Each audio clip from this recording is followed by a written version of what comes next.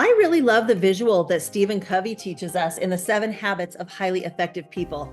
And he talks about our circle of control and that the things that are closest to us, we have control over. I have control over what time I get up every day, what clothes I wear, my attitude, whether I'm smiling and happy. I have control over myself. So the second circle out is things that are not in my control, but I still have a little bit of influence over. I can't control my cranky toddler, but I can influence what my child has had to eat and whether they're comfortable and whether I'm making sure we're at home to give them a nap at the right time.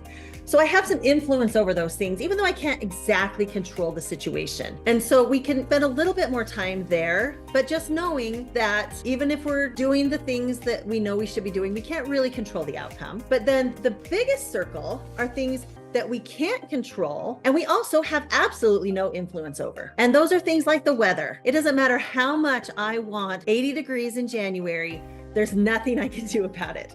So I can either sit around and cry that it's 30 degrees in January, or I can just recognize that this is out of my circle of control and be happy and find ways to find joy in it. Other things that are in that circle that we can't control and often can't even influence are maybe what our neighbor is doing or what's going on in another state's government. There's a lot of things that are happening around us and to us that we can't control, we can't influence, and we just have to learn to deal with. And it's how we deal with that then that either gets us in a stress state or keeps us in a calm state. I, at one point, was foot zoning a man who had a stroke. And so he had lost the use of not only one of his arms, but both of his arms. And mentally, he needed to take care of his family, but he had to wrap his mind around the fact that he had lost control of his arms. And at the same time, he had some adult kids who were influencing their lives very, very intimately. And he couldn't control what they were doing. He couldn't control really what his wife was doing. She was doing everything she could to help him. And then all of a sudden, he couldn't control his arms. And so he really felt like he had lost control of everything. A conversation that I had with him was, what is it that you can control? Instead of focusing on all these external factors, what can you control? And it really came down to what he was thinking, what he was reading, and how he was having conversations with those around him.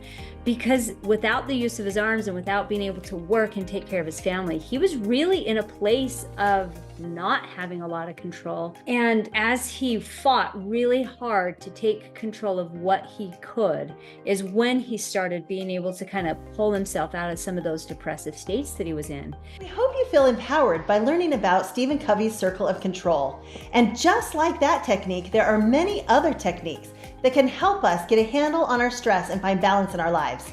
And sometimes when you need to de-stress, you just need a really positive quote or some motivation to help you through. So we've got some really fun de-stress cards that you can print out, put up on your mirror, and help you manage stress in a really positive way. So click the link below. We'd love to give you these de-stress cards completely free. If you love learning little tidbits about stress or about the body, please like, please subscribe. We'll see you on the inside.